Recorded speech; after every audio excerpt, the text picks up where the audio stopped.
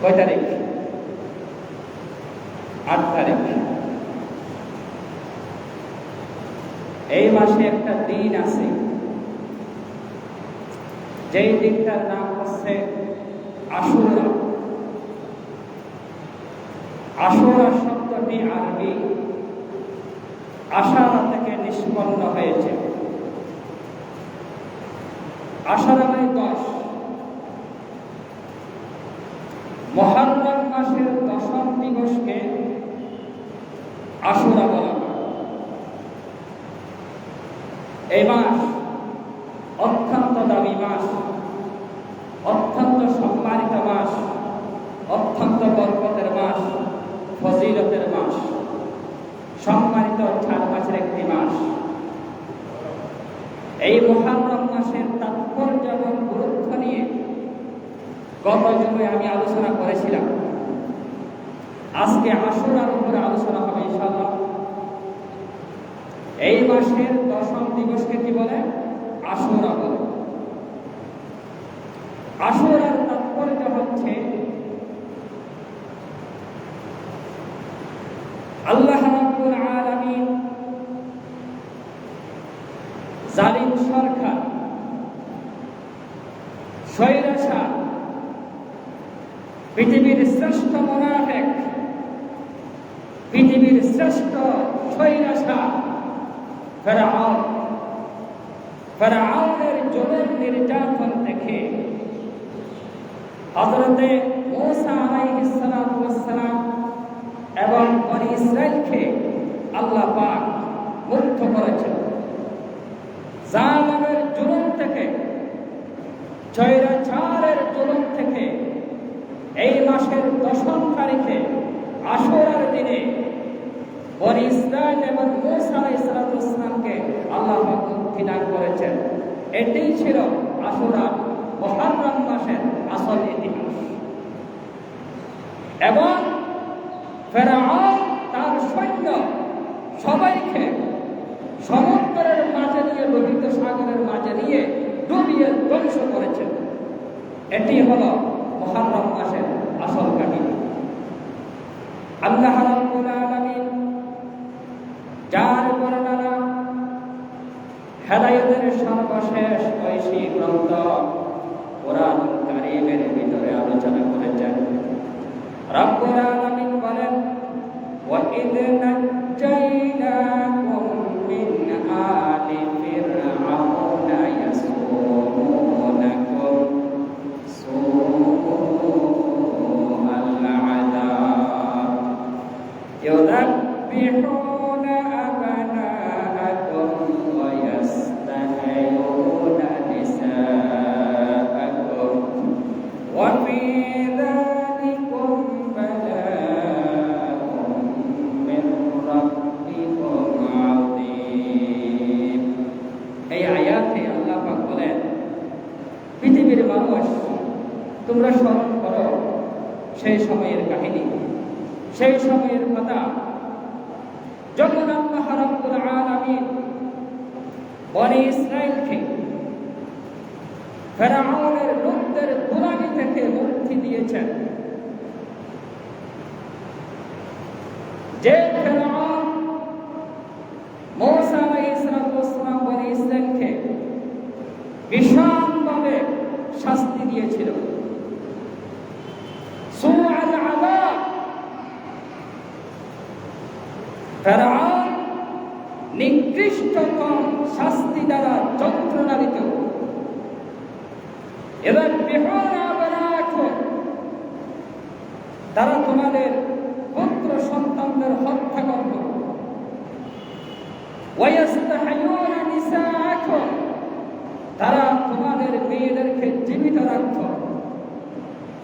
ওয়া ফি যালিকুম বালাa'un মির রাব্বিকুম আযীম, আল্লাহ বলেন, শুনে এটি ছিল তোমাদের রবের পক্ষ থেকে তোমাদের জন্য এক মহা পরীক্ষা।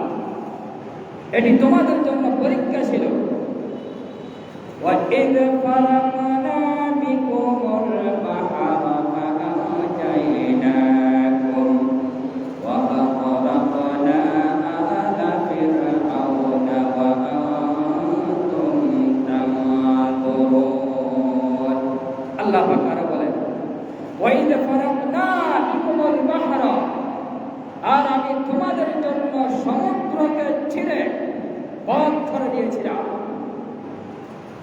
তোমরা সেই সময়ের কাহিনী স্মরণ করো, তোমরা সেই সময়ের কথা স্মরণ করো। ওয়াইদ ফারাকনা বিকুমুল বাহরা, বাহর মানে হচ্ছে সমুদ্র। এখানে সমুদ্রের দৃশ্য হচ্ছে লোহিত সাগর, যেই সাগরে ফেরাউন দলকে সমুদ্রের মাঝখানে নিয়ে ডুবিয়ে ধ্বংস করে দিয়েছিল আল্লাহ পাক রব্বুল আলামিন। স্মরণ করো সেই কাহিনী, যখন তোমাদের জন্য আল্লাহ রাব্বুল আলামিন সমুদ্রকে দ্বিখণ্ডিত করে চিরে পথ করে দিয়েছিল, রাস্তা তৈরি করে দিয়েছিল। وَأَغْرَقْنَا آلَ فِرْعَوْنَ وَأَنْتُمْ تَنْظُرُونَ, আর তোমাদের চোখের সামনে, তোমরা নিজেদের চোখে দেখছো, তোমাদের চোখের সামনে ফেরাউন এবং ফেরাউনের সৈন্য সবাইকে সমুদ্রে ডুবিয়ে ধ্বংস করে দিয়েছিলাম। হাদিস শরীফের ভিতরে এসেছে, সহিহ বুখারীর বর্ণনা, যেই কথা গত জুমায় বলেছিলাম আবার স্মরণ করে দিচ্ছি। এই আশুরার দিনের তাৎপর্য, আল্লাহর হাবিব সাল্লাল্লাহু আলাইহি সাল্লাম যখন মক্কা থেকে হিজরত করে মদিনায় আসলেন, কদিমান নবী সাল্লাল্লাহু আলাইহি সাল্লাম আল মদিনাতুল মুনাওয়ারা, যখন মদিনা মুনাওয়ারায় আসলেন, ফারাআল ইয়াহুদা তাসুমু ইয়াওমা আশুরা, নবীজি সাল্লাল্লাহু আলাইহি সাল্লাম দেখলেন মদিনার ইহুদিরা, আহলে কিতাবগণ আশুরার 10ম দিবসে রোজা রাখে, তারা রোজা রাখছে। নবীজি জিজ্ঞেস করলেন, মা হাদা, কি ব্যাপার, এটা কেমন দিন যে তোমরা রোজা পালন করছো, কেন তোমরা আজকে রোজা পালন করছো?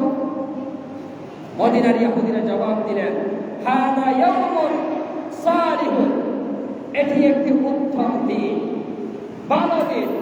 হাদা ইয়াউমুন আযীম, এটি মহান একটি দিন, যেই দিনে নাজ্জাল্লাহু সুবহানাহু ওয়া তাআলা বনী ইসরাঈলা মিন আদুওয়িহি, এটি হলো এমন একটা দিন যেই দিনে আল্লাহ রাব্বুল আলামিন মূসা আলাইহিস সালাতু ওয়াস সালাম এবং বনী ইসরাঈলকে মুক্তি দান করেছেন।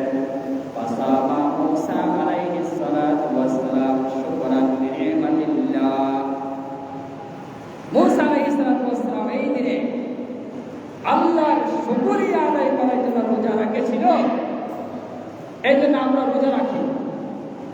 তখন রাসূল কারীম সাল্লাল্লাহু আলাইহি সাল্লাম বললেন, ফাআনা আহাক্কু বিমূসা মিনকুম, তাহলে তোমাদের অপেক্ষা মূসা আলাইহিস সালাম আমাদের বেশি নিকটবর্তী, রোজা রাখার ক্ষেত্রে আমরা বেশি ভাগ্যা।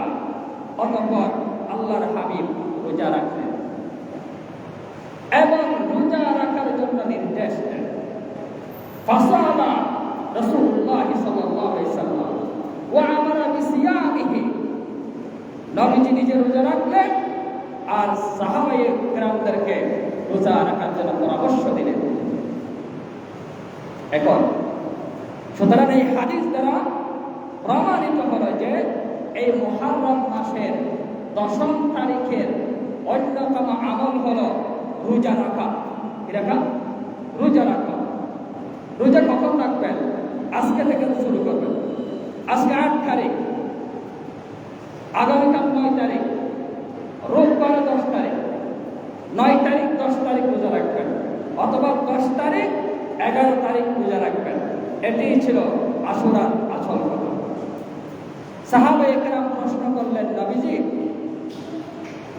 ইহুদিরা রোজা রাখে, আমরা যদি রোজা রাখি তাহলে ইহুদিদের সাথে সাদৃশ্য হচ্ছে। তখন আল্লাহর হাবিব সাল্লাল্লাহু আলাইহি ওয়াসাল্লাম বললেন, খালিফুল ইয়াহুদা ওয়া সুমুত তাসিয়া ওয়াল আশিরা, তোমরা ইহুদিদের বিপরীত করবা। তারা একটা রাখে, তোমরা 2টা রাখবা, 9 তারিখ 10 তারিখ বা 10 তারিখ 11 তারিখ তোমরা রোজা রাখো, যাতে তাদের বিপরীত হয়। আমরা মুসলিম, আমরা মুমিন, আমরা মুসলমানদের সন্তান। আমাদের প্রতিটা কাজ হবে কোরআন সুন্নাহ মোতাবেক, ইসলাম মোতাবেক, আল্লাহর হাবিব দেখানো আদর্শ মোতাবেক। সুতরাং ইহুদীদের বিরোধিতা করার জন্য আমরা 2টা রোজা রাখবো।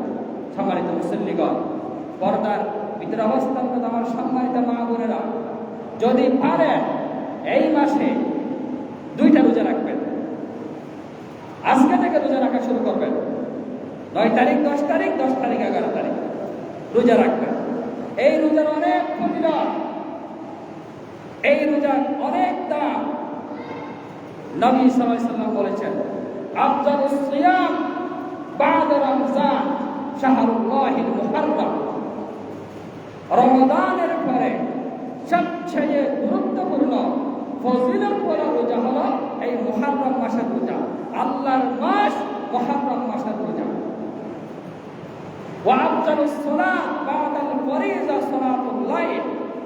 এবং ফরজ নামাজের পরে সবচেয়ে উত্তম নামাজ হচ্ছে রাতের নামাজ তথা তাহাজ্জুদের নামাজ। যদি পারেন তাহাজ্জুদের নামাজ পড়বেন। মুহররম মাসের রোজা ফরজ হওয়ার আগে এই মুহররম মাসের রোজা ফরজ ছিল। এই মাসের রোজা ফরজ ছিল। এই মাসের 10 তারিখের রোজা ফরজ ছিল। রোজা ফরজ হওয়ার আগে শাবান মাসের 2য় হিজরিতে যখন রোজা ফরজ হয়, তখন মুহররম মাসের রোজার ফরজ বাতিল হয়ে গেছে, এটি সুন্নাত হয়ে গেছে।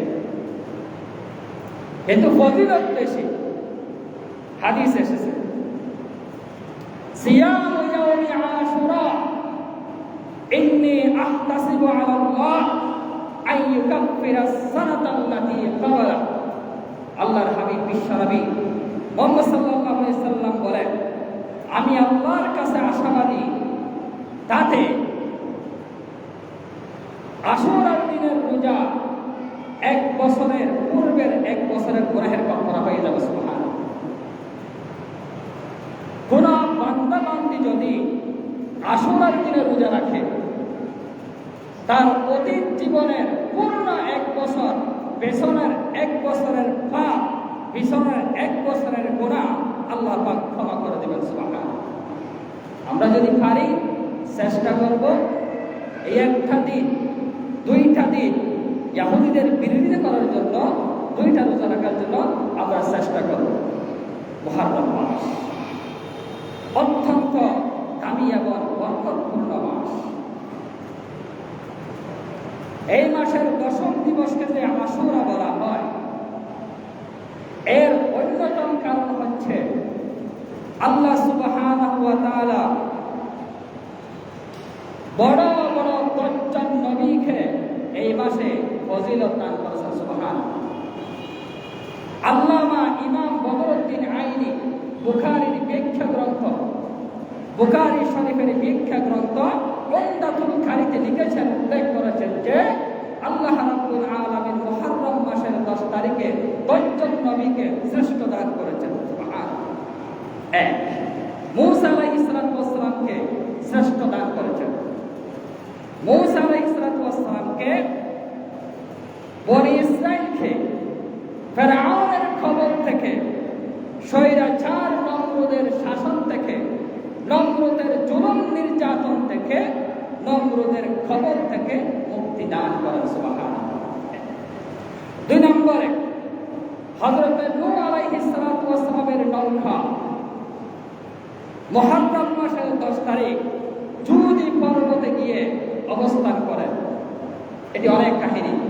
নূহ আলাইহিস সালাম আল্লাহর জমিনে তার কওমের মাঝে 950 বছর, প্রায় 1000 বছর পর্যন্ত মানুষকে দিনে রাতে দিনের দাওয়াত দিয়েছিলেন, ঈমানের দাওয়াত দিয়েছিলেন, তাওহীদের দাওয়াত দিয়েছিলেন। কিন্তু এই কওম নাফরমান, এই জুলুম সম্প্রদায়রা নূহ আলাইহিস সালামকে কষ্ট দিয়েছিল।